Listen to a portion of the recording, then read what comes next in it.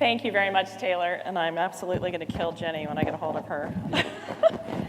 I wondered how I got these texts this morning from Jenny, Ellen, and Barbara, who have nothing to do with surgery, wishing me congratulations.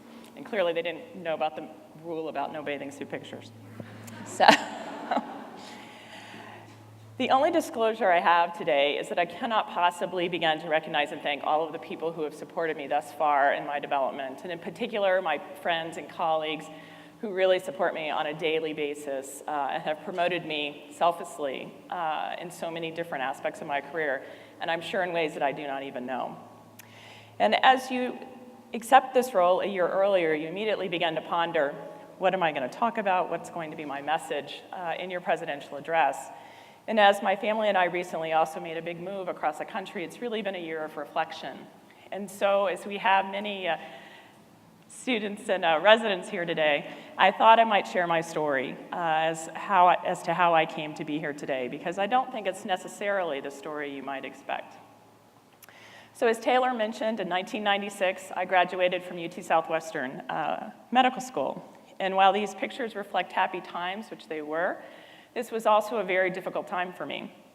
I had applied for General Surgery Residency, and I actually did not match. This came as quite a surprise to my deans, as well as to me. I had performed very well my clinical rotations. I had several national leadership opportunities, but the reality was my Step 1 scores were low, and I had not sought out a mentor to help me with this process. I just thought I could do it on my own, as I had done so many other things on my own. And so I was devastated, as you might imagine, because I passionately loved surgery, and I could not imagine myself doing anything else. Fortunately, 2 days later, I received a call from this man offering me a preliminary position at the University of Florida. This really, though I did not realize it at the time, was the beginning of my career in academic surgery. And it was a preliminary position. It was not a categorical position, but this had been my top-ranked program, and I was thrilled to accept this opportunity. Dr. Copeland was our chair and has been one of my most staunch supporters throughout my career. And I'll never forget, in December of 1996, in the middle of my internship year, in the throes of applying for general surgery residency again, he just casually asked me, as I was about to present a patient, if I would like to have a job at the University of Florida next year. I paused, not quite sure what to say, and said, well, yes, sir, absolutely. And I said, I assume as a PGY1 resident, which I was fully prepared and committed to doing, and he said, well, why would we do that? You've done a perfectly good job as an intern so far this year. And I'm pretty certain that Dr. Flynn had absolute chest pain at that point, because we actually did not have a position in that class, as I see him nodding. But fortunately, as things work out, as they often do, someone did quit, and things moved forward seamlessly from there. And I had nothing to do with it. They are thriving in anesthesiology as some other program. So, Dr. Flynn became not only our program director, but really a second father in many ways. He was fondly known as Father Flynn to the residents because they often had to confess their sins when they made mistakes. And he would remind us of things we were supposed to have learned in the sandbox, forgive us, and advocate for us always. And it's always his voice I hear in the back of my head when I get a call in the middle of the night about a sick patient of go do it, go take care of the patient, do the right thing. We couldn't let Dr. Flynn escape connection to our family, so he is here with us today with his wife, Dr. Marion Lehmacher, who's also an accomplished academic physician, and Dr. Flynn, as Taylor mentioned, is our middle son, Matthew's godfather. Lastly, from the University of Florida, and certainly not leastly, I wanted to recognize Dr. Link Mulder, and I really attribute my true launch in terms of my scholarship and my start as an academic surgeon to Dr. Mulder. Dr. Mulder really, for me, epitomizes the absolute integrity that we need to see in our science. He is passionate about what he does, and while many of you in the room likely will not recognize him because he constantly hides from the limelight, he's responsible for the development of many very talented academic surgeons in this room. In addition to the many contributions he's made with his own personal science, he is responsible for mentoring multiple generations of successful surgical scientists. He absolutely demands integrity in our science. All of our results must be reproducible. He's incredibly collaborative and really was responsible for leading multiple multi-institutional research programs, quite frankly, back at a time when people weren't willing to share and to work together. If you ever brought him results that looked exciting and perfect, and you were very excited about it, and it was, of course, a lot of work to get to that point, he would say, "That's fantastic, now go do it 3 more times." And he would absolutely make you do it 3 more times, and you would not publish it unless it showed the same thing 3 more times. There was never any tweaking of the data with fancy statistics. It was simply pure science, and I loved it. It was energizing, and I loved getting up and coming to work every day, even though it was often earlier than I got up to come in on my clinical rounds. One of the other things I really learned from Dr. Mulder was persistence. And I'll just share a story with you of a time when he and I actually had a little spat. It was the culmination of my 2 years in the lab. I was getting ready to go back into my clinical work, and we had a paper that we had put forward. It was a big paper. It was one of those that really represented 2 years' worth of work. And while we'd had several other solid publications along the way, this really was the big one. And so we had submitted it to PNAS, and we'd gotten good reviews, but we had one reviewer who insisted that we repeat the experiment in cotton rats. Because in cotton rats, human adenovirus can replicate. And I said this was ridiculous and stupid because we were using recombinant adenovirus, and who really cared what happened in the cotton rats. And I said, let's just send this to the Journal of Immunology and be done with it. And he very gently insisted, no, this is important, we need to do this. So we ordered the cotton rats. They look something like this, really sweet, big, giant mice. But I should have known something was wrong when I saw the animal husbandry people peering at me through the window in the BSL-2 animal facility. Because it turns out they really look more like this, which is why you don't read a lot of papers about cotton rats. They jump straight up in the air, 6 feet, gnashing their teeth the entire time, and more than one escaped from their cage. And so I frantically called my husband from the telephone in the BSL-2 facility, because no one can hear you scream down there. It's something that you don't, it's a hidden secret. And he came and helped me do the experiment. We finished the experiment, and the paper was published. And this paper really has proven to be very important in my career, and I'm quite certain it's in large part of what helped me to get my KO8 expediently funded when I was a junior faculty member. So for me, Dr. Mulder really represents passion, integrity, and resilience. And I truly learned so much from my time in the lab with him. They were truly formative years for me and really opened doors that I never would have considered opening prior to those experiences. So my next stop was at another amazing institution, the University of Michigan. But this also wasn't a seamless transition, as you heard.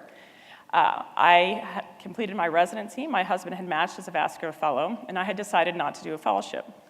I felt I had an excellent training from the University of Florida to do complex GI surgery, which was what I wanted to do clinically, and I had a very strong foundation in terms of developing my research skills. But the reality was that I was the fellow's wife. I needed a job just for 2 years, and quite frankly, I wasn't totally clear on what I wanted to do. So initially, there wasn't necessarily an opening for me at Michigan. They didn't need anybody, and I almost took a job in the community. Finally, an opportunity happened to open up at the VA, which was actually fantastic, but I almost let my ego get in the way and would have made a terrible decision to take a 2-year stint in the community and then try to re-enter academics. Again, Dr. Mulder and other mentors said, you absolutely need to take this opportunity at the University of Michigan. It will all work out, don't worry. He picked up the phone and he called these 3 individuals.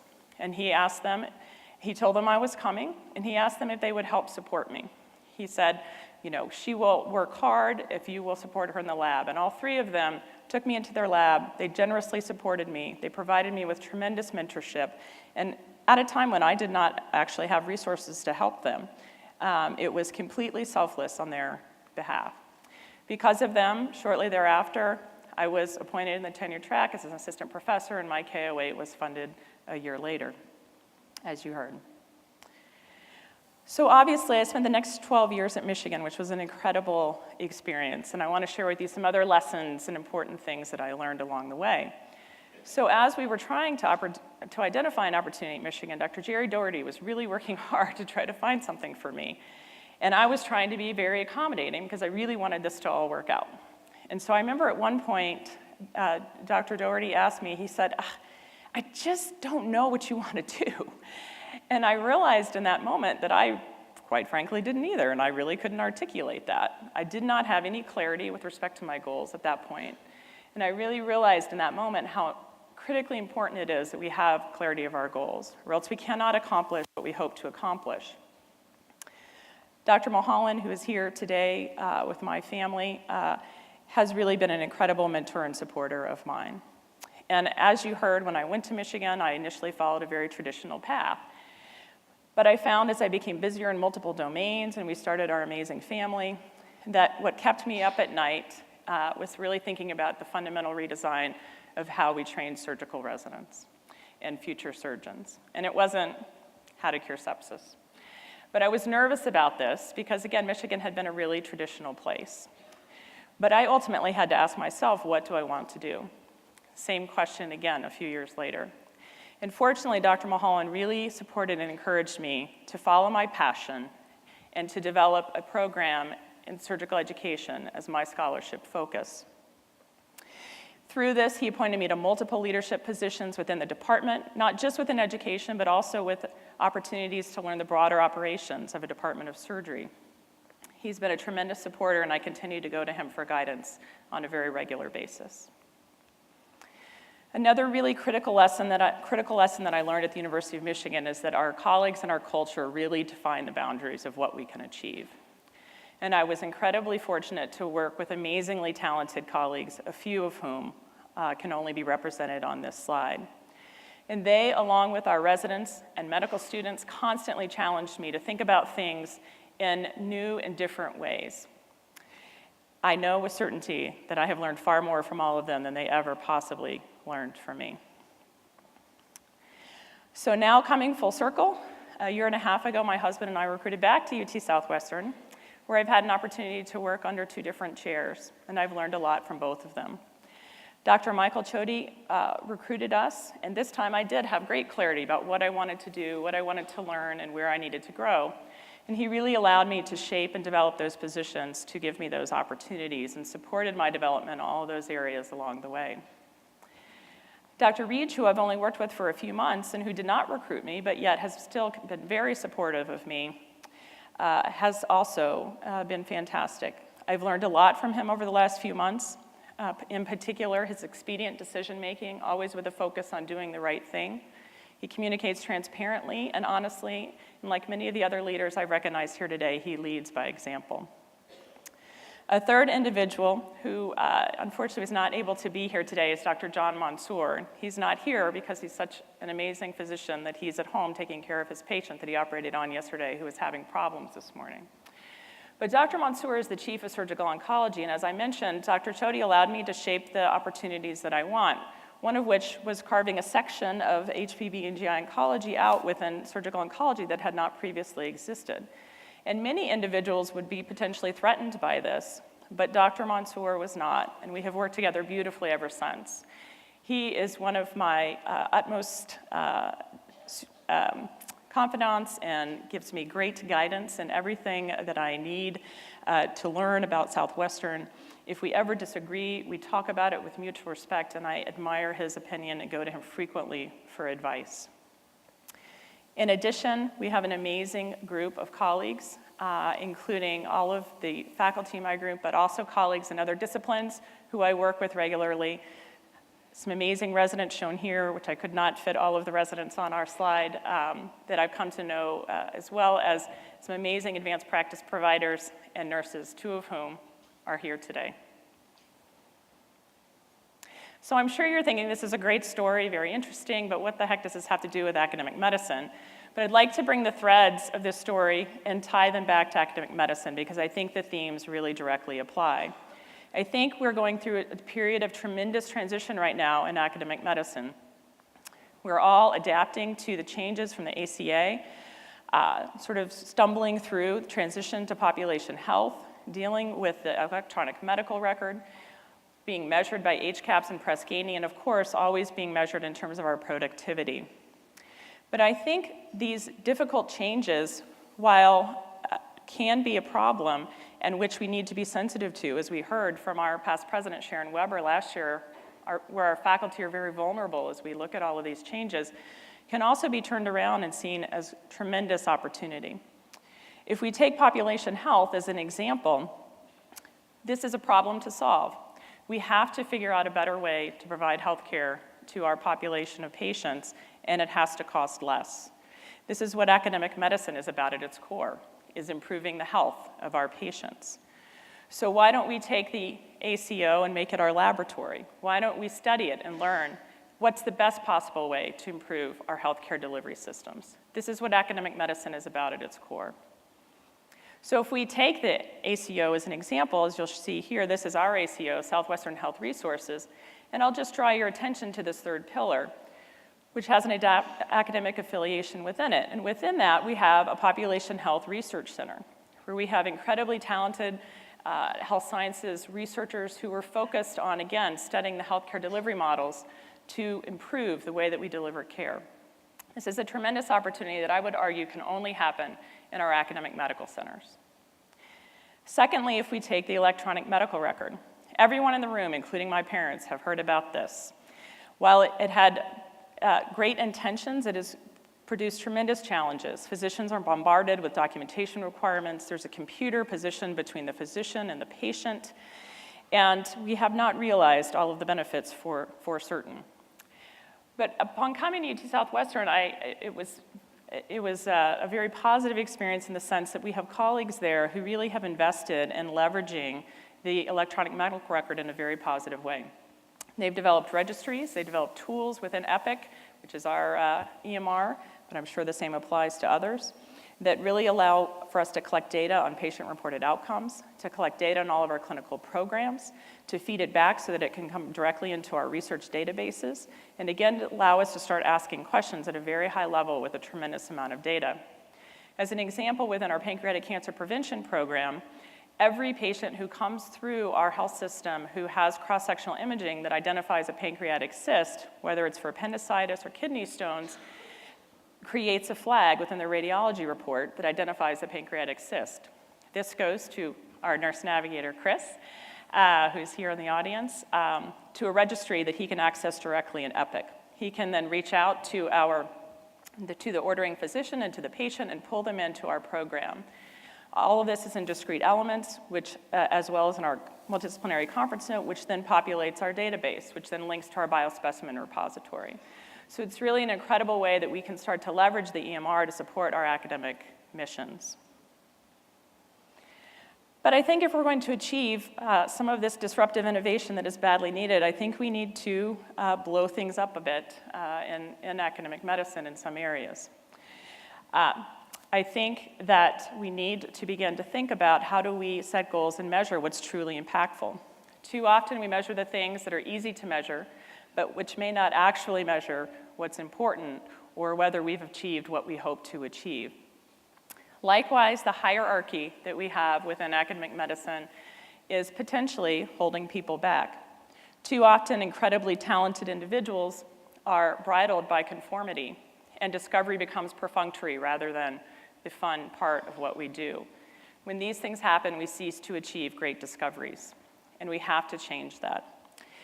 This was an editorial in a little rag called Nature, where Philip Ball spoke about some of these issues and the fact that the current ecosystem in academia really rewards a constant stream of high-profile claims, which unfortunately often then results in small sample-size studies that are not reproducible or robust.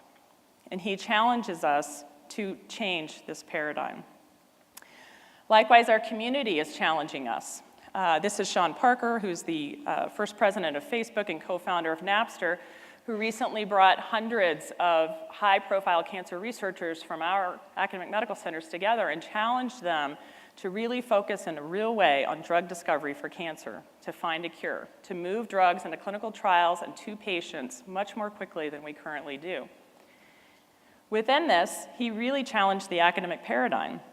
He said, we're going to focus on drugs, drug development, not the numbers of publications, and whatever drugs come to market, everyone's going to get credit, regardless of who led the research.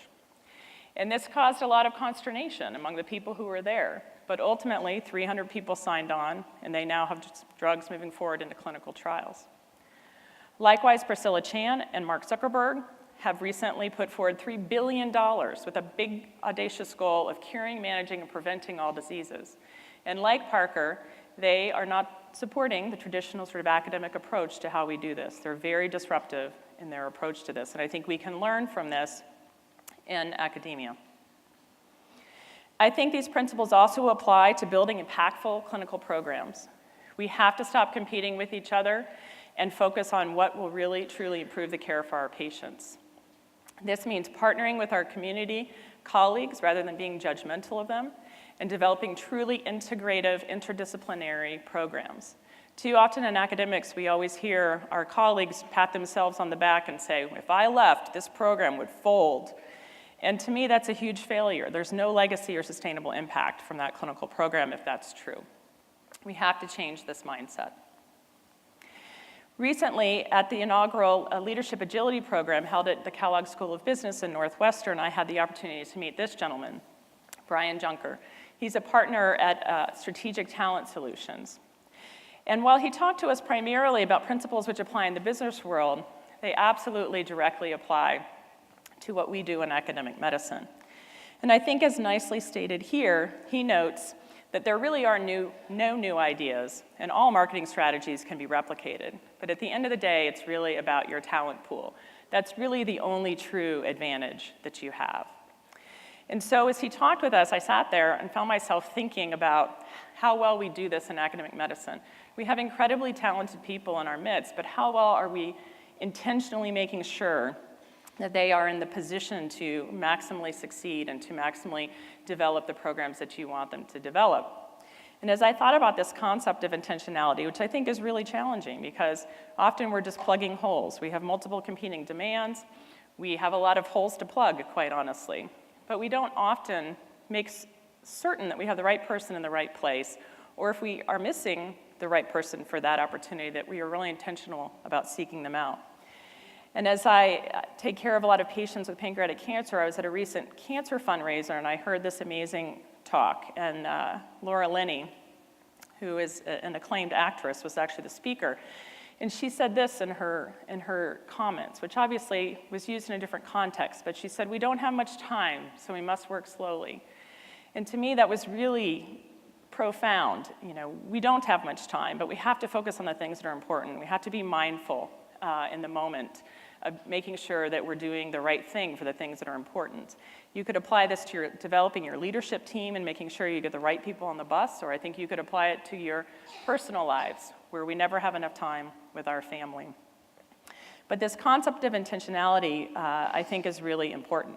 Sometimes we do this well, like when Craig Kent recruited Caprice Greenberg to the University of Wisconsin. He had clear goals. He wanted to build a top-notch health services research program, and he recruited the very perfect person for that.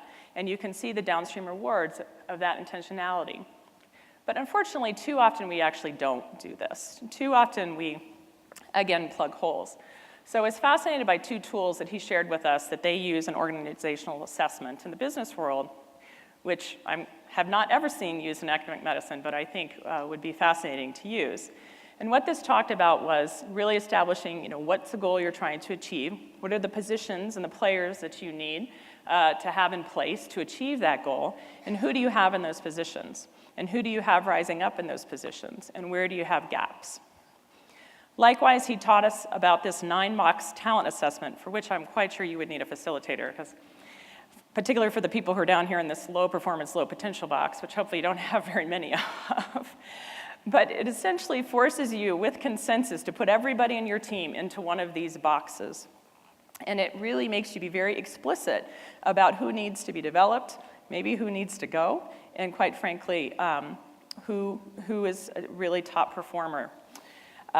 It identifies this high potential, low performing person, the so-called diamond in the rough, who has tremendous potential that you want to be very intentional about developing, and hopefully can be developed.